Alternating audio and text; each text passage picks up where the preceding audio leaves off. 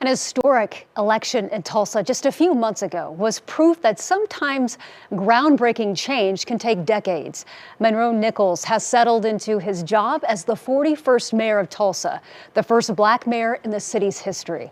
But as News 4's John Hayes found out, it's history that very easily could have gone a different direction.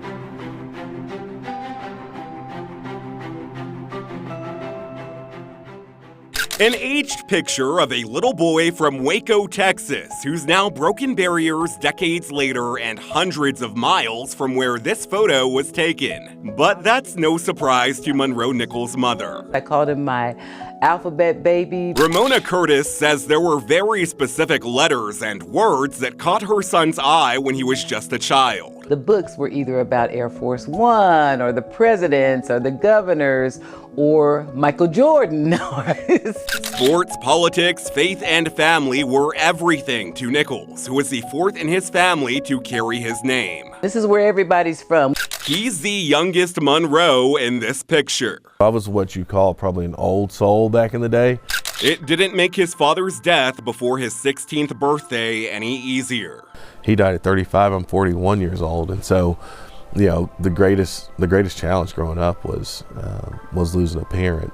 His mom was his rock. I learned so much from her on like how you just work hard, take care of your family, and be accountable as an adult. By his high school graduation in the early 2000s, he was ready for a new challenge. Tulsa was a place that was very attractive to me. I'd never been there before. Nichols packed up and made the drive to Oklahoma, playing football for the Tulsa Golden Hurricane, but like any alphabet baby, he bounced around from government to higher education, the nonprofit sector, and eventually became a state representative. I think what these years in elected office has taught me is don't ever, count out the possibility of doing something big and impactful and great on behalf of people. Those years of service also came with self-education, unpacking Tulsa's traumatic history, the 1921 Tulsa Race Massacre. It was not nearly as well documented as is now in 2025 back in 2002. Violent groups of white residents set their sights on black people in the city's thriving Greenwood district, murdering them, burning their homes and places of worship, stealing their belongings. But after over a century of hopes and promises, a few months ago, Nichols was a big part of driving black history in Tulsa forward. Congratulations.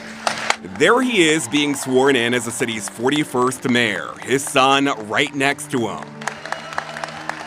He's the only mayor of color to be elected from the city's early beginnings in the late 1800s to 2024. That long line of mayors includes T.D. Evans, who served in 1921 as Greenwood burned, and it's a name Mayor Nichols will always remember. The first ever federal report on the Tulsa Race Massacre from the Department of Justice, shared last month, suggested Evans was largely absent while the carnage unfolded. I think about a mayor being nowhere to be found at such a profound time in our city's history, such a profound event in our nation's history. And the thing that I took away from that is now in 2025, we're not going to have a mayor that's going to be nowhere to be found on this issue. Nichols has been busy and plans to keep showing up. Among the issues he's ready to tackle, homelessness, public safety, and improving student outcomes. We're making investments in the things that matter, but I know folks out there are saying we still see things that are concerning to us, and I think that's fair. But we're getting after it as quickly as possible. He just wishes the men whose name he carries were here to see it. I hope that I made them proud by taking this name, because I'm Monroe Nichols IV, by taking this name that we all had and doing something with it. John Hayes, Oklahoma's News 4. Tulsa is the biggest city in the state of Oklahoma to elect a black mayor to date. Oklahoma City recently named its first black police chief, but has never elected a black mayor.